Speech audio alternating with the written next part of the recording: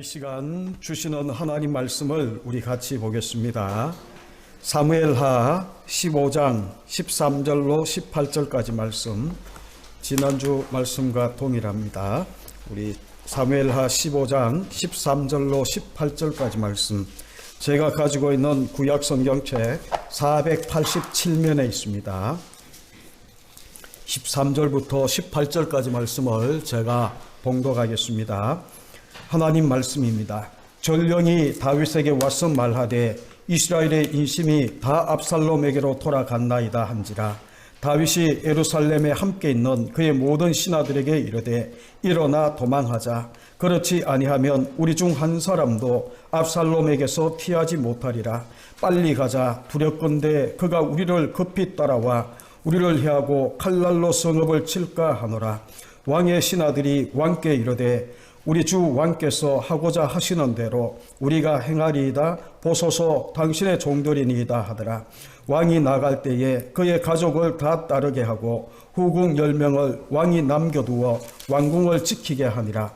왕이 나가매 모든 백성이 다 따라서 벤메라하게 이르러 멈추었으니 그의 모든 신하들이 그의 곁으로 지나가고 모든 그렛 사람과 모든 블렛 사람과 및 왕을 따라 가드에서 온 모든 가드 사람 600명이 왕 앞으로 행진하니라. 아멘. 우리 지난주에 이어서 오늘 이 말씀을 같이 계속 보려고 합니다. 오늘 우리가 그리스도인이라는 이름으로 우리가 여기 모여서 하나님 앞에 예배를 드립니다. 주변에 많은 목사님들 이야기를 들으면 이제 어떤 교회는 정상적으로 교회 예배를 드리자라고 이야기를 해서 광고를 하기도 하고, 어떤 교회는 우리처럼 지금 모이기도 하고 그리고 실시간 영상 예배로 동시에 같이 드리는 교회들이 태반입니다.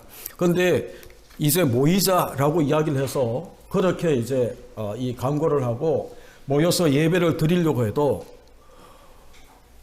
많은 사람들이 이제 몇 주가 지나니까 목사님 교회 가서 예배 드리고 싶어요 막 그렇게 하던 분들이 이제 2달이 지났잖아요. 그래서 이제 같이 모이자라고 이야기를 했더니 모이는 숫자가 얼마가 모이는가 하면 목사님들이 실망할 정도로 적은 숫자가 모이는 거예요. 그래서 수백 명이 모이는 교회도 모이자라고 이야기를 해서 모였는데 50명 넘지 않는 그런 이 모습으로 목회자들이 실망한다라고 이야기하는 말을 많이 들었습니다. 저희 교회는 고민이 달라요. 왜냐하면 오전 오후로 이렇게 나누는데 교회당이 좁기 때문에 이 30명만 넘어가면 우리가 고민에 빠지게 됩니다. 2m 뛰어서 하기가, 우리 맥시멈이 제가 이렇게 대충 헤아려 봤더니 뒤에 이제 모자실까지 다 해서 이렇게 앉으면 빡빡하게 이제 최대한 이렇게 이제 치밀하게 해서 이렇게 앉으면 아마 한 30명 될까요?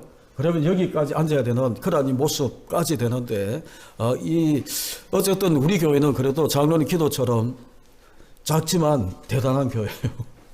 모이기에 이렇게 열심을 내고, 저도 이제 조금 걱정하는 게 뭔가 하면 이제 정상적으로 돌아가서 우리가 모이자라고 이야기를 하면 신앙이 약한 분들 또한 건강에 많은 고민이 있는 분들은 모이기가 쉽지가 않겠다라는 생각을 하고 있습니다.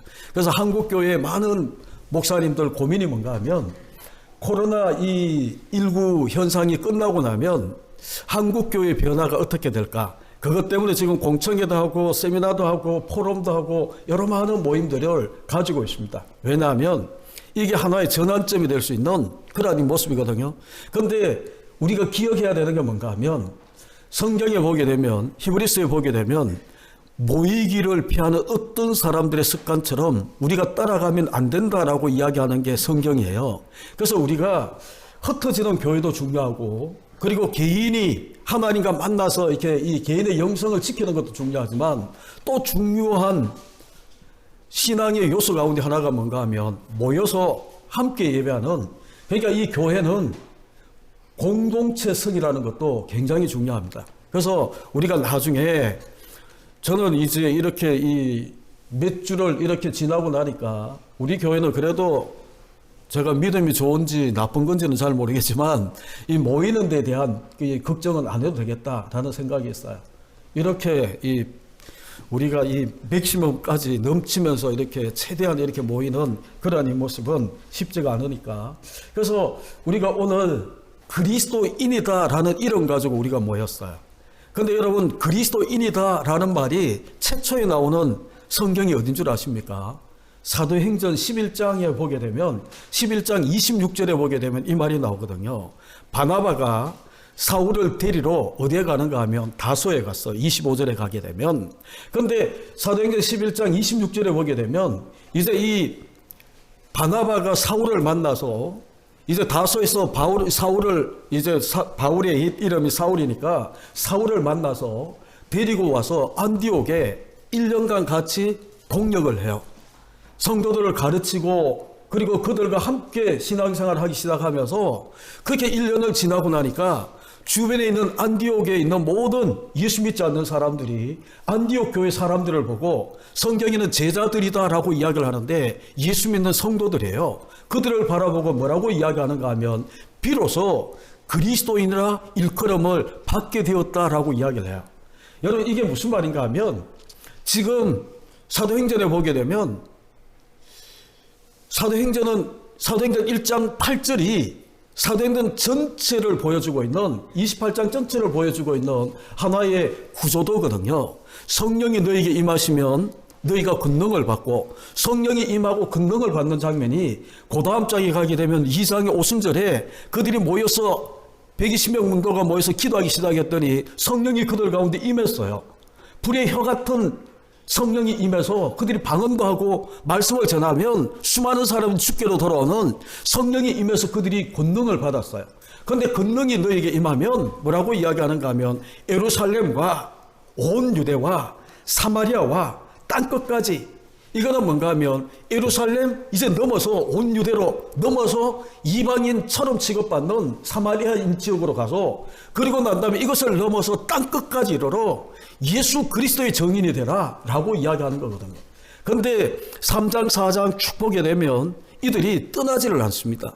6장까지 보게 되면 그들은 예루살렘에서 성령의 권능을 받고 복음을 전했더니 사람들이 막 3,000명 5,000명 막 주께로 돌아오는 데죠. 이 예루살렘 교회가 부흥하기 시작하는 거예요.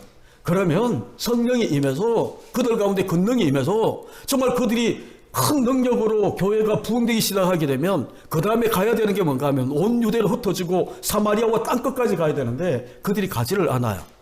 자기들끼리 재밌거든요. 그래서 어떻게 하는가 하면 박해가 일어나기 시작합니다. 7장에 가게 되면 스데반이 이제 이 말씀을 전하고 죽어요. 스데반 집사님이. 그리고 난 다음에 박해가 일어나니까 이들이 강제적으로 하나님께서 흔들어 보내시는 거예요. 빌립 같은 집사님은 이제 사마리아 성으로 가고 흩어지기 시작하는 겁니다. 그러면서 복음을 전하기 시작하는데 그때에 예루살렘 박해가 일어났을 때에 그들이 이 예루살렘 박해를 피해서 떠나간 흩어지기 시작해서 당도한 곳이 어딘가 하면 안디옥 지역이거든요. 그런데 그들이 모여서 교회를 만들고 이렇게 하는데 바나바가 거기에 목회자가 되었어요. 그런데 이 목회자가 되어서 목회를 하는데 자기 혼자 감당을 할 수 없으니까 이제 이 바울을 찾아 나가는 겁니다. 그리고 바울을 데리고 와서 같이 1년을 같이 지나는 데 있죠. 여러분, 이들이 왜 그리스도인이다, 안디옥 사람들이 안디옥 교회에 모여있는 이 성도들을 바라보고 그리스도인이다라고 이야기했을까? 우리가 조금만 생각하면 이런 거예요. 박해가 일어났어요. 그래서 박해를 피해서 그들이 도망갔는데 결국은 하나님의 계획했던 그대로 흩어지기 시작한 거예요. 여러분, 흩어질 때에 이들이 무엇을 가지고 갔을까? 그들의 집도, 그들의 가구도, 그들의 직업도, 그들이 어떤 것도 가져가지 못하고 자기 몸만 가지고 박해를 피해서 간 거예요. 여러분, 집도 직업도 가구도 이 모든 것들은 세상 사람들이 생각할 때에 그것은 세상에서 자랑할 수 있는 힘입니다.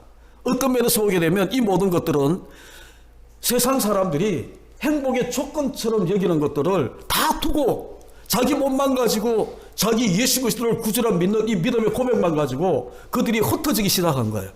그래서 안디옥에서 이제 바나바 목사님과 이 바울 목사님을 통해서 1년간 배우고 나니까 그들이 맞는 거예요.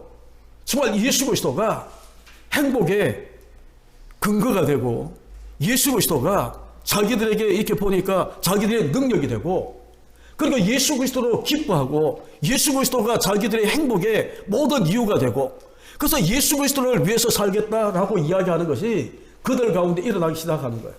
그래서 여러분 안디옥에 모여서 박해를 피해서 그들이 안디옥에 모여서 그렇게 지냈던 이 사람들 여러분 생각해 보게 되면 아무것도 없어요. 그들에게 있는 것은 오직 예수 그리스도 그 믿음만 가지고 그 여기 와서 박해를 피해서 왔는데 그들은 이제 이 말씀을 자꾸 배우다 보니까 맞다. 예수 그리스도가 우리 행복의 이유가 되고 자기들이 살아가야 되는 그런 이 조건이 되고 그리고 이 예수 그리스도로 인하여서 자기들 막 기뻐하고 즐거워하고 예수 그리스도가 자기들에게 능력이 되는 거예요. 이 모습을 가만히 본 안디옥 교회 안디옥 주변에 있는 사람, 안디옥 교회 주변에 있는 안디옥 시민들이 가만히 보니까 이 사람들에게는 자기들하고 전혀 다른 그런 삶의 가치관을 가지고 사는 거거든요. 그래서 그들을 가만히 보니까 예수 그리스도만 사랑하는 거예요. 예수 그리스도만 행복의 이유로 삼는 거예요. 예수 그리스도만 기뻐하는 거예요. 정말 모든 것들을 예수 그리스도에게 다 맞추는 거예요. 그래서 이 안디옥 지역에 사는 사람들이 그 안디옥 교회에 있는 이 사람들을 바라보고 뭐라고 이야기하는가 하면 저들은 그리스도만 그래서 그들 가운데에 그리스도만 따르는 사람이라고 해서 그리스도인이다 라고 이야기를 하는 거예요. 우리가 그런 최초로 그리스도인이다 불렸던 그 사람들의 그 안디옥 교회의 이 사람들이 받았던 이 그리스도인이다 라고 이야기하는 이 이름을 가지고 우리가 이 땅을 살아내고 있어요. 달라야 되거든요. 사는 것이 달라야 되거든요. 내가 기뻐하는 것이 달라야 되거든요. 내가 정말 행복하다라고 이야기하는 행복의 조건들이 세상에 있는 사람들과 우리는 달라야 되거든요. 그게 바로 그리스도인이다 라고 이야기하는 우리의 모습이에요. 여러분 그런 것들을 우리가 가만히 보게 되면 정말 구약에 그리스도인이다 라고 이야기할 수 있는 우리가 그리스도인으로 우리가 따르면서 모델로 삼을 만한 인물이 바로 오늘 우리가 보고 있는 다윗이라는 인물이에요. 지난 시간에 보았던 것처럼 다윗은 정말 사람 막대기와 인생 채찍의 이 징계 속에 그가 붙드는 것은 세상 속에 인간의 어떤 깨와 정말 정치적인 어떤 모략을 가지고 이 위기를 징계를 극복하려고 예수는 모습이 아니고 하나님의 주권적인 개입이다라고 고백을 하고 달려가는 겁니다. 하나님의 주권, 시므이가 나를 저주하는 것도 하나님이었다. 하나님이 시켜서 그렇게 하는 거다라는 고백을 가지고 이 다윗이 모든 것들을 바라보기 시작하는 거예요. 여러분 그렇게 되게 되면 오늘 두 번째로 우리가 다윗에게 배울 것이 뭔가 하면 다른 것이 아니라 우리가 어려움 당했을 때에 다윗으로 이야기하면 사람 막대기 인생 채찍이 나를 에워싸고 내가 이 징계다라고 이야기하는 이 고난 가운데 있을 때에 다윗은 이죠 하나님 말씀을 붙드는 거예요. 하나님의 주권적인 이 고백이 우리 가운데 있다면 여러분 내가 힘들고 어려울 때에 내가 붙드는 것은 다른 것이 아니에요. 하나님 말씀을 붙들게 되어 있어요. 여러분 다윗은 하나님 말씀을 붙드는 거예요. 사무엘하 여러분 12장에 보게 되면 이 다윗을 바라보고 뭐라고 이야기하는가 하면 나단이 다윗이 범죄했을 때에 이렇게 이야기합니다. 하나님 말씀을 버렸고 나를 업신여겨 하나님을 업신여겼다라고 이야기를 하는 거예요. 여러분 범죄 제약을 범했다라고 이야기하는 것은 여러분 바세바에게 우리아에게 죄를 범한 거지만 이 하나님의 선지자 나단은 하나님 말씀을 받아서 다윗에게 뭐라고 이야기하는가 하면 하나님 말씀을 업신여겼다라는 거예요. 하나님을 업신여겼다라는 거예요. 하나님 말씀을 버렸다라는 거예요. 더 이야기하면 하나님을 버렸다라는 거예요. 여러분 범죄 우리가 제약을 범했다 하나님의 사람이 제약을 범했다라고 이야기하는 것은 다른 것이 아닙니다. 하나님 말씀을 업신여기고 하나님 말씀을 교물이 여기고 정말 하나님 업신여기고 하나님을 버리는 그런 모습이 바로 범죄라고 이야기하는 거예요.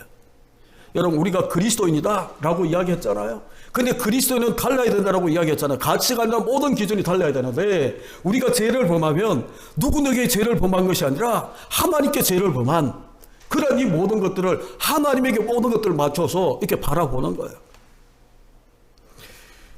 시편 119편을 우리가 가지고 있는 성경에 보게 되면 누구가 지었는지를 이야기를 하지 않습니다. 그런데 많은 학자들이 시편 119편 무지무지 길어요. 성경에서 가장 긴 장이에요. 그런데 이 119편을 대부분의 많은 학자들이 다윗의 시편이라고 이야기합니다. 왜냐하면 다윗의 시라고 이야기하는 시편 19편하고 시편 19편을 확장해 놓은 것 같은 그런 이 모습이 바로 119편이에요. 그런데 그게 보게 되면 여러분 시편 119편 67절에 보게 되면 이렇게 이야기합니다. 다윗의 고백이거든요. 시편 119편은 다윗이 지은 시라고 이야기하면 다윗의 이 고백인데, 고난 당하기 전에는 내가 그릇 행했다라고 이야기합니다. 고난 당하기 전에, 정말 하나님이 이 인생의 채찍을 내리기 전에는 여러분 그릇 행했다라는 거예요. 그릇 행했다라는 뜻이 뭡니까? 내가 원하는 대로 자기가 살았다라는 거예요. 자기가 하고 싶은 대로 살았다라는 거예요. 정말 정력이 요구하면 정력이 요구하는 대로, 정말 이 성령이 일어났을 때 바스바를 범하고 정말 자기가 명예를 지키기 위해서 저놈 죽여야 되겠다라고 이야기하면 우리아까지 죽이는 그런 모습으로 그릇 행하며 살았던 사람이 바로 다윗이라는 거예요. 언제요? 고난 당하기 전에 내가 그릇 행하였더니. 여러분 67절 후반부에 보게 되면 이제는 주의 말씀을 지키나이다 라고 이야기하는 거예요. 고난 당하기 전에는 자기 마음대로 살았어요. 근데 하나님의 인생의 채찍이, 징계가 자기에게 임하고 난 다음에 그가 고백하는 것은 뭔가 하면 이제는 주의 말씀을 지켰나이다 라고 이야기를 하는 겁니다. 여러분, 고난이 다윗을 변화시킨 거예요. 하나님의 징계가 그를 변화시킨 거예요. 왜요? 다윗은 징계가 있고 고난이 있을 때에 다른 어떤 것을 추구하는 것이 아니라 하나님의 주권적인 개입을 믿고 하나님 말씀을 부여잡고 하나님 말씀을 잡고 하나님 말씀을 붙들고 나아갔기 때문에 여러분, 그는 변화되기 시작하고 있는 모습을 우리 가운데 보여주는 겁니다. 여러분, 우리가 힘들고 어려울 때에 우리가 해야 되는 게 있어요.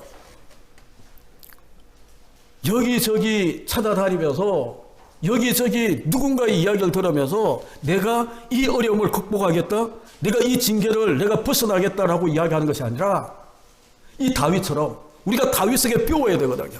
정말 믿음의 모델 되는, 그리스도인의 모델 되는 이 다윗에게 우리가 배운다면, 다윗은 힘들고 어려울 때에 하나님 말씀을 쫓아나가고 있는 모습. 여러분, 힘들고 어려우면 대부분 다가 자기 본성이 다 드러나는 모습을 우리가 볼 수가 있습니다. 그렇잖아요? 힘들고 어려우면 잘 될 때는 인격이 있는 것 같고, 정말 잘 풀릴 때는 내가 믿음이 있는 것 같고, 그런데 힘들고 어렵고 정말 지금처럼 2달 넘는 이 지루한 사회적인 거리를 둬야 되고, 그리고 자기 스스로 자기를 자제해야 되고 절제해야 되는 이런 시간에 짜증도 날 수도 있고, 어떤 이들은 감옥에 갇혀 있는 것 같다라고 이야기하는 분들도 있어요. 이런 때에 여러분, 내 기분, 내 감정, 정말 내 옛사람이 원하는 대로 우리가 막 살기 시작하게 되면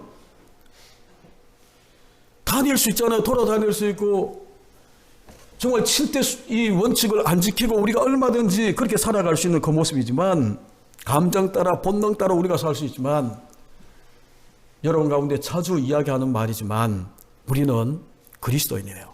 말씀을 쫓아, 예수 그리스도를 쫓아 사는 우리들의 모습이 바로 그리스도인의 모습이에요. 그래서 믿음의 사람들의 고백들을 다 보십시오. 고난을 통과하면서 자기들의 믿음이 다 증거되고 있는 모습을 보여줘요. 다윗은 이 징계를 통해 오히려 더 하나님 마음에 합한 사람의 모습으로 다가가는 거예요. 여러분, 욥도 우리가 보게 되면 까닭 없이 당하는 이 고난 속에 정말 이 아내까지 자기를 저주하고, 이 하나님 저주하고 죽으라라고 이야기하는 그런 말을 들으면서도 그는 이 고난을 지켜내요. 이겨내요. 믿음으로 이겨내요.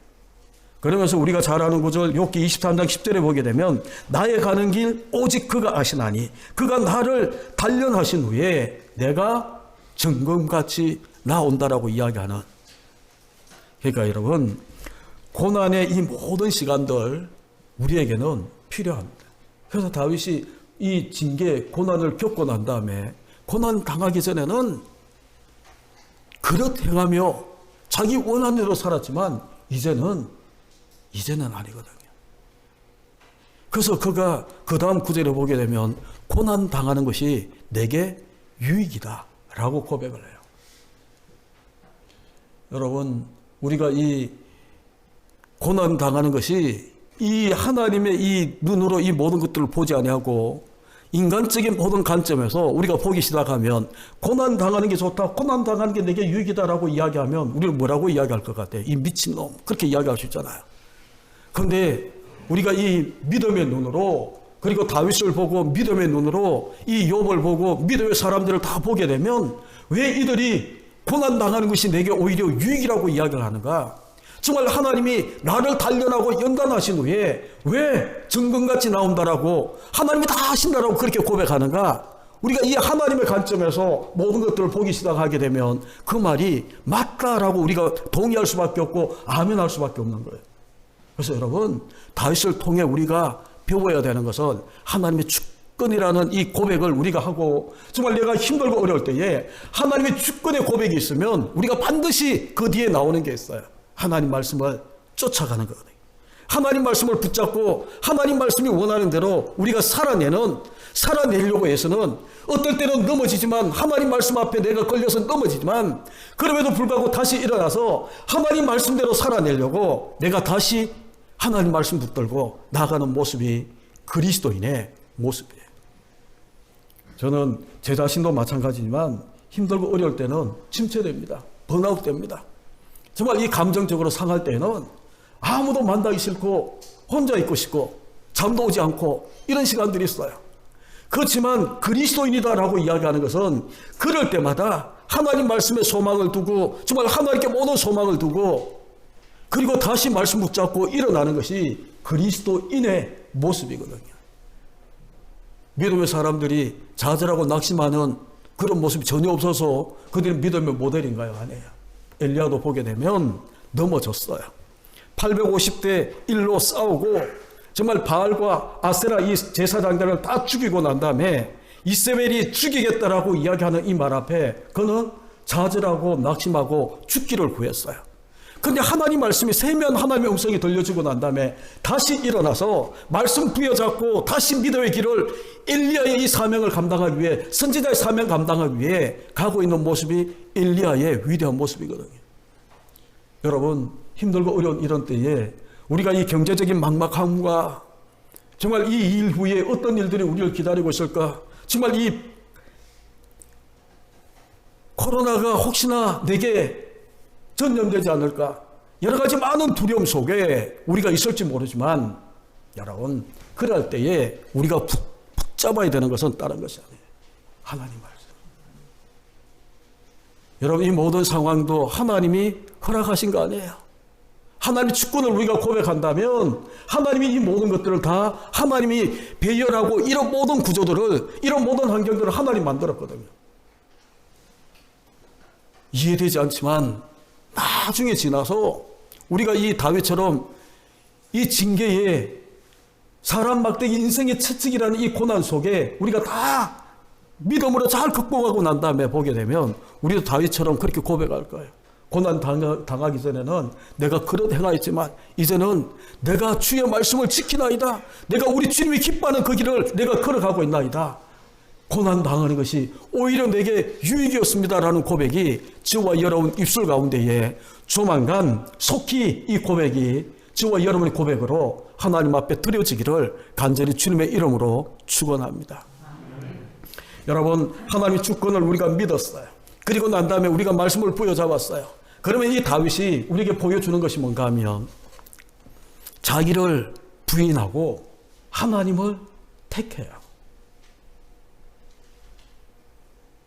우리가 이 본문만 가지고 보게 되면 그런 말들이 나와 있지 않지만, 여러분, 다윗은 고난당할 때에 자기를 붙들지 않았습니다. 자기를 살리기 위해서, 자기의 체면과 자기의 위신을 지키기 위해서, 왕이라는 이 위신을 지키기 위해서 자기를 포장하고 자기를 꾸미는 것이 아니라 그는 하나님을 택했어요. 하나님의 마음, 정말 하나님이 어떻게 판단하실까? 이 모든 것들을 가지고 이 고난당할 때에 이 고난을 극복하고 있는 그 모습을 우리 가운데 보여주세요.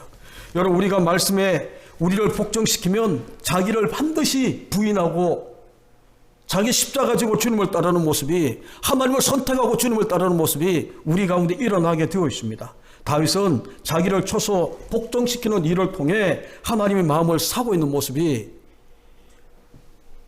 이 사무엘하 15장에 보게 되면 잘 나와 있거든요. 지금 압살롬이 반역을 일으켰어요. 여러분 14절을 보십시오. 14절. 다윗이 예루살렘에 함께 있는 그의 모든 신하들에게 이르되 일어나 도망하자. 그렇지 아니하면 우리 중 한 사람도 압살롬에게 피하지 못하리라. 빨리 가자 두렵건대 그가 우리를 급히 따라와 우리를 해하고 칼날로 성읍을 칠까 하노라 라고 이야기하며, 여러분 빨리 도망하자. 압살롬이 반역을 일으켰는데 정말 왕위를 지키기 위해서, 지난번에 이야기했지만 다윗을 따르는 사람들은 여전히 다윗의 충성스러운 군대는 자기를 따르고 있어요. 신복들은 그대로 자기를 애워싸고 있어요. 그런데도 불구하고 다윗은 도망가자. 압살롬 대적에서 빼앗긴 왕위를 찾으려고 어떤 노력도 하지 아니하고 도망치다라고 이야기하는 이 모습이 왕이 너무나 비겁한 모습처럼 그렇게 생각할 수 있지만, 우리가 그 다음 구절을 보게 되면 아닌 것을 알 수 있어요. 여러분 19절 20절을 보십시오. 읽지 않았지만 15장 19절 20절에 보게 되면, 그때의 왕이 가드 사람 이때에게 이르되 어찌하여 너도 우리와 함께 가느냐? 너는 쫓겨난 나그네인이 돌아가서 왕과 함께 네 곳에 있으라. 너는 어제 왔고 나는 정처없이 가니 오늘 어찌 너를 우리와 함께 떠돌아다니게 하리요? 너도 돌아가고 내 동포도 데려가라. 은혜와 진리가 너와 함께 있기를 원하노라 라고 이야기를 합니다. 여러분, 다윗은 왕좌를 빼앗기고 도망자의 신세에 있을 때에, 여러분이 만약에 이 지금 다윗이라고 생각해 보십시오. 내가 왕이었어요. 다윗처럼 왕이었어요.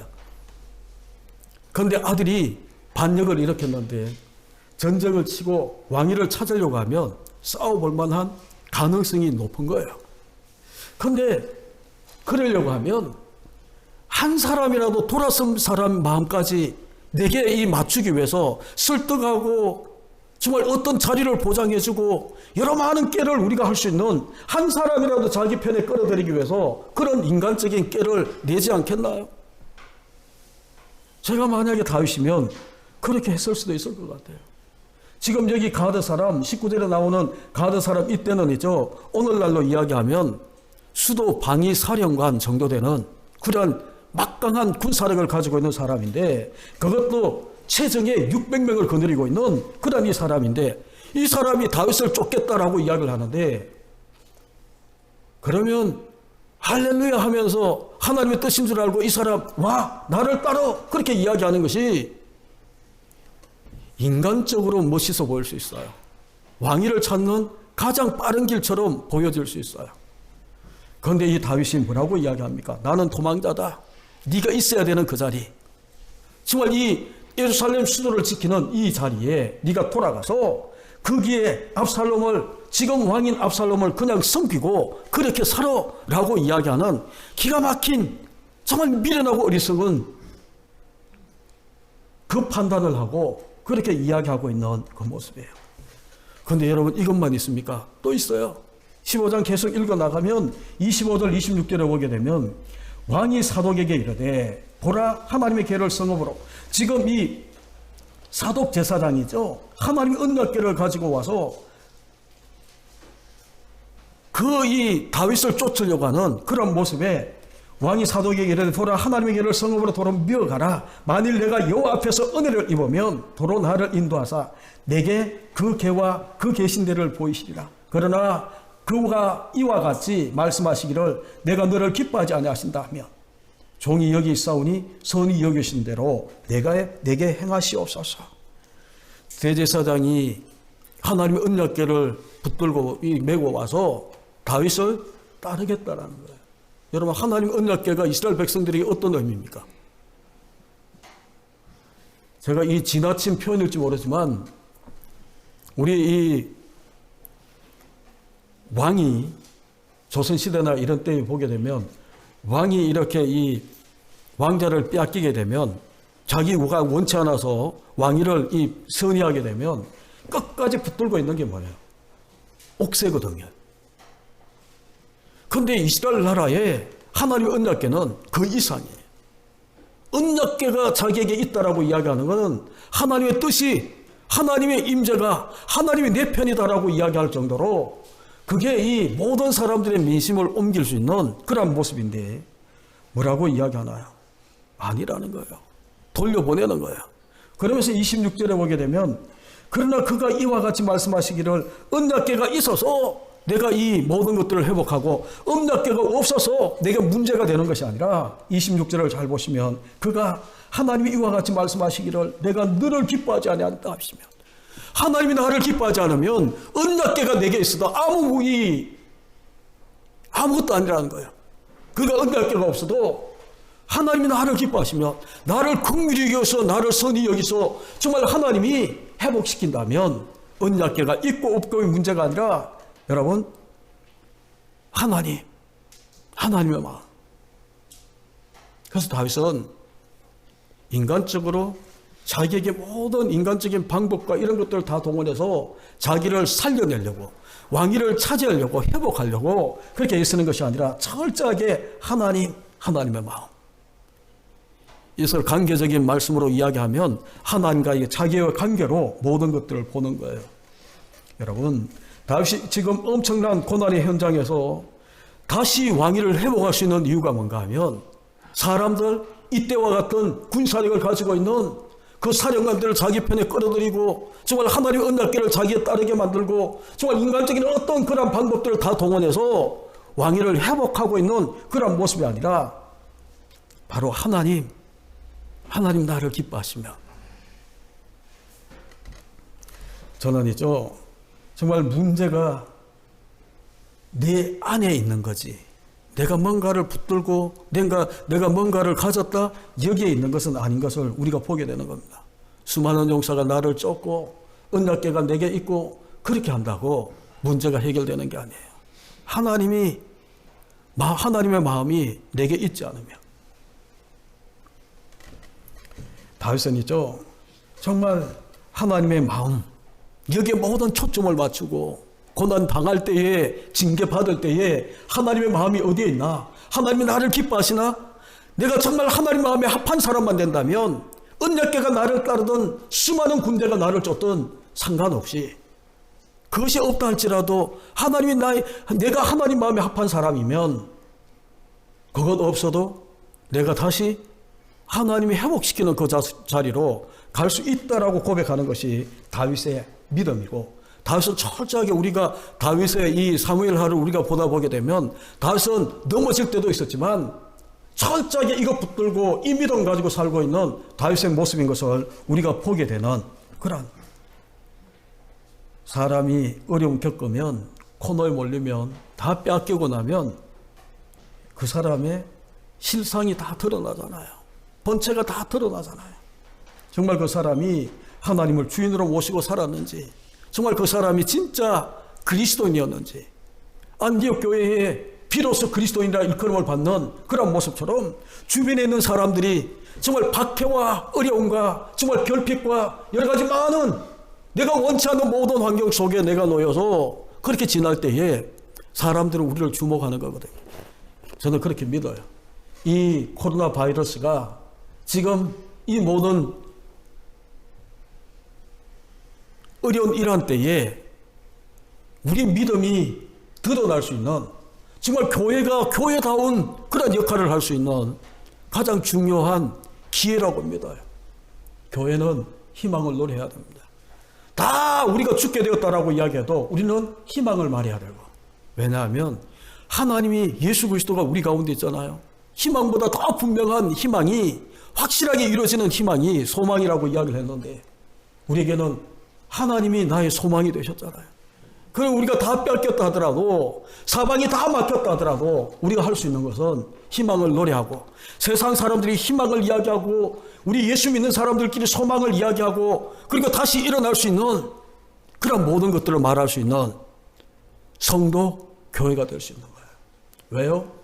남들보다 우리 많이 가지지 않았어요. 오히려 남들보다 더 적어요. 가진 게 없어요. 그러니까 남들이 가지지 않은 은가금은 내게 없지만 내게 있는 것 곧 나사렛 예수 그리스도 이름이 우리 가운데 있기 때문에. 여러분, 지금 저는 그렇게 믿어요. 지금 우리 개인들의 믿음이 가장 잘 드러날 수 있는 시간이라고 믿어요. 지금까지는 우리가 교회에 모여서 그렇게 우리가 열심히 예배도 드리고 기도도 하고 그렇게 살았어요. 근데 지금은 그런 모든 것들이 자유롭지 못한 이러한 시간에, 그러면 더 중요한 게 뭔가 하면, 모이는 것은 기껏 해봤자 주일날 오전 오후. 근데 그 외의 시간, 하나님과 나와의 관계가 드러나는 거거든요. 교회 와서는 우리가 이렇게 나와서 모이면 그래도 기도 몇 분이라도 해요. 근데 이 교회당에 나오지 않으면 우리가 평소에 집에서, 아니면 평소에 내 개인이 얼마나 하나님과의 관계, 정말 하나님 말씀을 삼하고 말씀과 기도로 더 거룩해지는 교회, 이 표가 하나의 정말 구호처럼 끝나는 것이 아니라, 그래서 이런 때가 오히려 더 내 신앙을 점검할 수 있는, 내 믿음을 점검할 수 있는. 여러분, 가정에서 예배드리고 여기 함께 예배드리는 여러분 찔릴지도 모르지만 성경을 몇 번 열어보시나요? 하나님 말씀을 찾고자, 하나님 뜻을 구하고자 여러분 성경을 여러분 몇 번 주님 앞에 물어볼 걸라요. 내 힘대로 되지 않으니까, 내 능력 가지고 살 수 없으니까 하나님 나를 도우셔야 됩니다. 정말 힘들고 어려운 이 대한민국을 살려내셔야 됩니다. 여러분, 얼마나 내 조국의 대한민국의 교회를 위해서, 선교사들과 주의 종들과 교회를 위해서, 우리 믿음의 지체들을 위해서 여러분 얼마나 몇 분을, 제가 너무 기대치가 적나요? 몇 시간을 기도하시나요?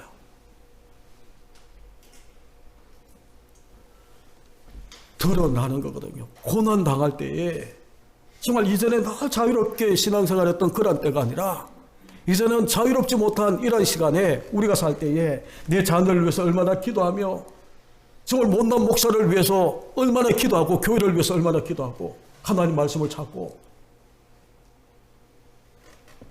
어려우면 다 드러나게 되어 있어요. 우리 믿음의 실체가, 내 영성의 점수가 다 드러나게 되어 있어요.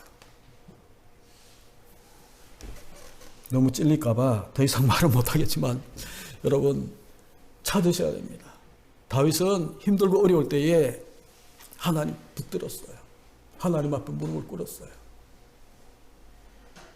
그리고 또 하나, 우리가 하나님 주권을 우리가 고백하고, 정말 하나님 말씀을 그래서 붙들고 하나님이 말씀에 이끄는 대로 우리가 살고, 그러다 보게 되면 자기를 부인하고 하나님 택하고 그렇게 사는 그 모습 가운데에 제가 꼭 하고 싶은 게 뭔가 하면, 예수 그리스도의 사람들, 그리스도인은 입술에 권세가 있어요. 말을 조심해야 되는 거예요. 여러분, 이 우리가 어려움 당할 때에 진짜 지켜야 되는 것은 뭔가 하면 입술이에요. 말이에요. 그리스도인에게는 입술의 권세, 말의 권세를 하나님이 우리 가운데 주셨어요. 그런데 대부분의 많은 사람들이 힘들고 어려우면 가장 먼저 나오는 것이 뭔가 하면, 갑갑해서 죽겠다, 뭐 해서 죽겠다, 모든 소망을 말하고 희망을 말하고, 우리 할 수 있어, 일어날 수 있어, 빨리 종식될 거야, 하나님 우리를 지키셔. 희망의 언어를 쓰는 것이 아니라 죽겠다. 여러분, 적당한 예는 될지도 모르지만 우리가 왕 같은 제사장이잖아요. 왕이에요. 하나님 우리 가운데 왕권을 주시고 정복하고 다스리라 라고 이야기를 하셨어요. 왕권이 우리 가운데 있어요. 그런데 우리가 이 조선시대에 여러분이 왕이라고 생각해 보십시오. 농담 삼아 저놈 내 꼴보기 싫어 죽여, 농담으로 그렇게 이야기했다면 신하는 어떻게 합니까? 그 사람은 죽여요. 농담으로 이야기했다 하더라도 그 사람은 죽어요. 그런데 우리는 왕 같은 제사장 그렇게 이야기하면서 내가 얼마나 내 입술에, 왕의 입에, 왕이 가지고 있는 입술의 권세가 얼마나 대단한지를 모르고 조금만 결핍되고 조금만 자기 원대로 되지 않고 조금만 감정 상하면 다 엎어버리고 다 죽이고 죽겠다라고 이야기하고 못 살겠다고 이야기하고. 그러면 우리가 반드시 제가 자주 인용하는 예화가 있잖아요. 민수기 14장에 가게 되면 12명의 정탐꾼의 이야기. 그 중에 10명의 정탐꾼. 갈렙과 여호수아를 뺀 10명의 정탐꾼. 그들은 죽겠다라는 거예요. 못 살겠다라는 거예요. 그래서 하나님이 네게 들린 대로 내가 그대로 하겠다라고 이야기를 해서 다 죽이는 거예요. 시편 78편 9절로 20절에 보게 되면 시편 78편은 역사시라고 이야기를 하는데 여러분 이스라엘 역사를 쭉 이렇게 시로 기록하고 있는 고백인데 거기에 보게 되면 이스라엘이 망한 이유가 시편의 기자의 입장에서 이스라엘이 왜 망했냐? 한마디로 이야기하면 그들의 이 부정적인 입술 때문에 이 부정적인 이 고백 때문에 이스라엘 나라가 망했다라고 이야기를 하는 거예요. 여러분 집에 가셔서 78편, 시편 78편 9절로 20절을 읽어보십시오. 여러분 그들이 무슨 말을 하는가 하면 정말 이스라엘 백성들이 애굽을 떠나면서 지금까지 40년 지나는 이 광야 생활 속에 만나와 메추라기를 주시고 반석을 깨뜨려 생수 주시고 정말 필요한 모든 것들을 다 채워주셨는데 그들은 조금 어려워지니까 하는 말이 뭔가 하면 언제 하나님 우리를 위해서 식탁을 예배하고 우리에게 고기를 주고 우리에게 물을 주고 언제 우리에게 주셨냐? 우리가 한 번도 먹은 적이 없다라는 거예요. 그래서 하나님이 그것을 들으시고 하나님은 그대로 시행하는 거예요. 마찬가지예요. 힘들고 어려울 때에 여러분 사람을 가장 낙심시키는 이유가 뭔가 하면 환경은 여전히 어려웠어. 그런데 희망을 말하고 하나님의 소망을 말하고 그렇게 해야 되는 성도들이 하나님의 사람들이 죽겠다라는 거예요. 이제는 우리 큰일 났다라는 거예요. 그래서 성도는이죠 희망을 노래하는 사람이에요. 저는 그렇게 정의하고 싶어요. 성도는 그리스도인은 아무리 절망스러운 그런 여건 속에 우리가 놓였다 하더라도 희망을 말하고 할 수 있다. 하나님이 우리와 함께 하시니까. 그게 여호수아와 갈렙의 고백이거든요. 진짜 하나님 빼버리고 나면 할 수 없는 거예요. 10명의 정탐꾼이 맞는 말이에요.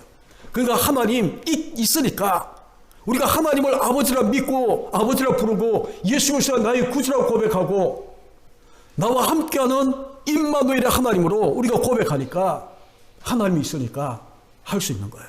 하나님이 나와 동행하시니까 우리가 어떤 사망의 음침한 골짜기에서도 해받을 것을 두려워하지 않으며 우리가 걸어갈 수 있는 희망을 노래할 수 있는 원수의 목전에서도 상을 베푸시고 기름을 부으시는 하나님을 노래할 수 있는 그 믿음의 사람이 그리스도인이 바로 저와 여러분이라는 거예요. 그런데 안 그래도 힘든데 하나님 없는 사람처럼 우리는 큰일 났다고 죽게 되었다고 총선이 뭐라고 공사나 되고 국회의원이 그렇게 능력 있나요? 하나님보다 더 능력 있나요? 보수에 있는 많은 사람들이 그 이야기를 하더만요. 큰일 났다고. 아니에요. 하나님 없으면 큰일 나요. 하나님 없으면 큰일 날 수밖에 없어요. 하나님 없으면 아무리 대한민국이라 할지라도 큰일 날 수밖에 없어요. 그러니까 하나님 우리와 함께 하시면 하나님이 내 속에 있다면 정말 내 속에 예수 그리스도가 임마누엘의 주님으로 우리가 고백한다면 공사나 된다 할지라도 그럴 일은 없겠지만 만약에 그렇게 된다 할지라도 하나님이 예수 그리스도가 내게 있으면 아무 문제 없는 거예요. 그래서 여러분 우리 입술을 주장하셔야 돼요. 자주 하는 이야기였지만 여러분, 우리가 예수 믿는 것 너무 크게 여러분들이 바라보지 마세요. 욥을 한 번 더 이야기할까요? 에스겔서 14장 14절과 20절에 보게 되면 에스겔 선지자가 가장 지금까지 살았던 모든 사람들 중에, 에스겔 당시에 가장 지금까지 살았던 모든 사람들 중에 가장 의로운 사람으로 누구를 이야기하는가 하면 노아와 다니엘과 욥이라고 이야기를 해요. 그런데 여러분, 욥을 가지고 보시게 되면 욥이 정말 이 하나님이 인정하는 이 의인으로 왜 욥이 그렇게 되었을까? 여러분, 가만히 한번 생각해 보십시오. 우리가 하나님이 인정하는 의인이 되려고 하면, 여러분, 많은 그리스도인의 머릿속에 뭐가 있는가 하면 큰 업적을 남겨야 돼. 교회를 크게 짓든, 아니면 헌금을 많이 하든, 아니면 선교사에게 많은 후원을 하든 뭔가를 남겨야 우리는 하나님이 인정하는 의인인 것처럼 그렇게 많은 사람이 생각을 해요. 그러면 우리는 죽었다 깨어나도 의인 될 수 없어요. 제가 우리 교인들 경제적인 사정을 알잖아요. 여러분, 큰 교회당을 지어서 하나님 앞에 드릴 수 있나요? 정말 선교지에 수억의 돈을 보내서 선교사가 마음껏 선교할 수 있도록 그렇게 할 수 있나요? 뭔가 업적을 남길 만한 그런 일을 할 만한 재력도 없고 능력도 없고, 그게 저의 모습이에요. 그러니까 제가 이 욥을 바라보면서 하나님의 인정받을 만한 충분한 근거가 되는 그런 것 없어도 상관없어요. 하나님은 욥을 뭐라고 이야기하는가 하면, 여러분, 욥이 힘들고 어려울 때에 아까도 이야기했던 것처럼 아내가 저주하고 죽어라라고 이야기하잖아요. 그런데 이 욥이 뭐라고 고백하는가 하면, 주신 자도 여호와시요 취하신 자도 여호와시다, 그렇게 고백하고 하나님께만 경배하고 입술로 범죄하지 않았어요. 아내가 그렇게 욕했을 때도 그 이 욥기 2장 10절 끝에 보게 되면 입술로, 이 모든 일에 입술로 범죄하지 않았다라고 이야기를 해요. 하나님은 그 모습을 보고 그를 순전한 자다, 의인이다라고 고백하는 거예요. 입술, 말의 권세. 그러니까 여러분, 욥기를 다 보십시오. 욥기를 보고 나면, 우리가 보게 되면 욥은 한 게 없어요. 단지 입술을 지켰어요. 입술을 지켰어요. 충분히 원망하고 욕하고, 하나님 진짜 나를 사랑하는 게 맞냐고, 내가 무슨 잘못을 했냐고. 그러나 입술을 이 모든 일에 입술로 범죄치 아니했다라고 이야기하는 것이 욥을 의인되게 만들고 있나. 하나님이 이 욥의 이 순전한 모습을 보고 하나님은 에스겔을 통해 지금까지 살았던 모든 의인 중에 노아와 다니엘과 욥. 그때 노아는 방주를 지었잖아요.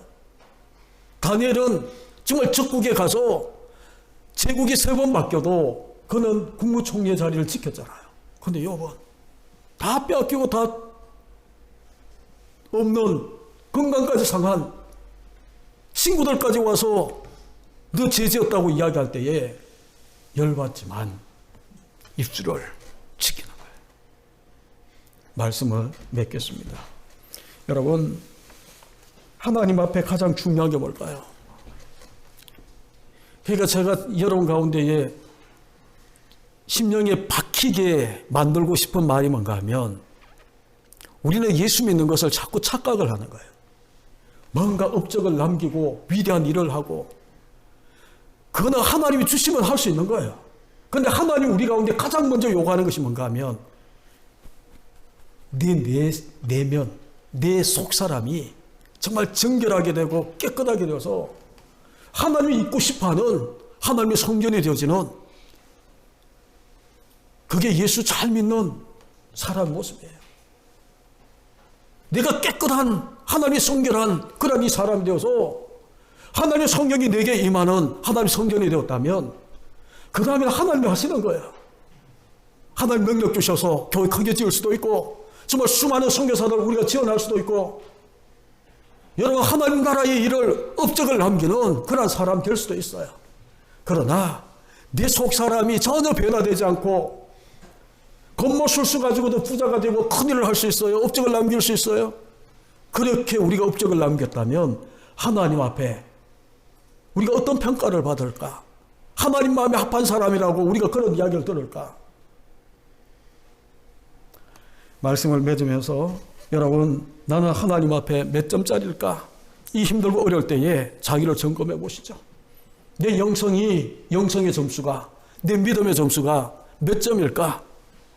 내가 아무도 모르는, 지금 이 교회 나오지 않아도 지금 가정에서 예배 드리면서 나 예배 드렸어? 예배를 드린 게 아니고 구경하면서 딴짓하면서 다 이 영상을 보고 난 다음에도 나는 예배 드렸다? 하나님 받으셨나요? 신령과 진정의 예배를 드리면서 하나님 받으시는 예배가 되었나요? 그래도 교회에 나오면 딴짓 못하잖아요. 제가 우리 교인들 수준을 낮추는 게 아니고 대부분 영상 예배를 드리는 분들이 정말 마음을 더 하나님이 받으시는 예배 드리기가 더 어려워. 드려보셨잖아요. 더 어려워요. 전화벨 울리고 갑자기 다른 일이 막 생각나고 그러면 영상 멈췄다가 갔다 오고 하나님이 받으실 만한 예배가 더 어려워지는 거예요. 기도? 그러면 특별 새벽 기도라도 하고 막을 하고 교회에서 막 이게 행사를 하면 억지로 나와도 직분자니까 억지로 나와서 우리가 이 기도도 하고 하나님 앞에 예배드리고 말씀도 듣지만 이제는 하나님만 보는 거예요. 보이지 않는 하나님만 나를 바라보고 있는 거예요. 보이는 목사도 보이는 주변의 믿음의 사람들도 아무도 보지 않아. 그러면 지금이 바르게 내 점수를 낼 수 있는 내가 도대체 몇 점이지? 60점 미만이면 나고자라고 이야기하잖아요. 세상 점수는. 그러나 하나님 나라에는 나고자는 없지만 예수 믿는 믿음 때문에. 근데 내 점수가 도대체 몇 점일까? 이번 기회에 저와 여러분이 영성의 점수를 높이는 이번 지난 금요일 날 다니엘 기도회 때 원데이 다니엘 기도회 때에 그 이 강사 소장이 SQ라고 영성지수, 영성지능 그걸 하시는 분이라고 이야기를 하던데 그래서 여러분 우리 영성의 점수가 영성의 지수가 도대체 몇 점일까 체크하는 그래서 자기의 적나라한 모습이 다 드러나셔야 돼요. 내 점수가 도대체 몇 점이지? 아이고 내가 겨우 50점이야? 그럼 우리가 그 정확한 네 실력과 영성의 이 믿음의 점수를 내가 깨닫고 나면 분발할 수 있어요. 그런데 지금까지는 평탄했으니까 고난과 결핍이 있어도 교회 자유롭게 모여서 이렇게 지나니까 내 점수가 드러나지 않았거든요. 학생들이 수업 들으면 공부 잘하는 학생인지 아무도 몰라. 시험 치면 점수가 나오잖아요. 지금이 시험이에요. 우리의 믿음의 점수를 파악하고 다시 한 번 더 말씀과 기도로 더 거룩해지고 더 성숙해지는 저와 여러분 되셔서 우리 교회가 성숙한 더 거룩한 교회가 될 수 있기를 간절히 주님의 이름으로 축복합니다. 우리 기도하시겠습니다. 우리 말씀을 또 올리시면서 한 1분 정도 기도했으면 좋겠습니다. 하나님, 아무도 본원이 없는 이때에 나는 기도합니까? 나는 말씀을 읽습니까? 내 영성의 점수가 도대체 몇 점입니까? 내 믿음이 어느 정도 수준입니까? 하나님 앞에 다시 한 번 더 우리 자신들을 돌아보시고 하나님, 내 점수가 이것밖에 되지 않는데 이제는 내가 더 보강하고 보충하고 믿음의 우등생, 정말 영성지수의 실력자가 되기를 원합니다. 우리 시간 주님 앞에 조용히 내 자신을 돌아보고 하나님 앞에 은밀하게 기도하는 시간 되기를 바랍니다. 기도하겠습니다.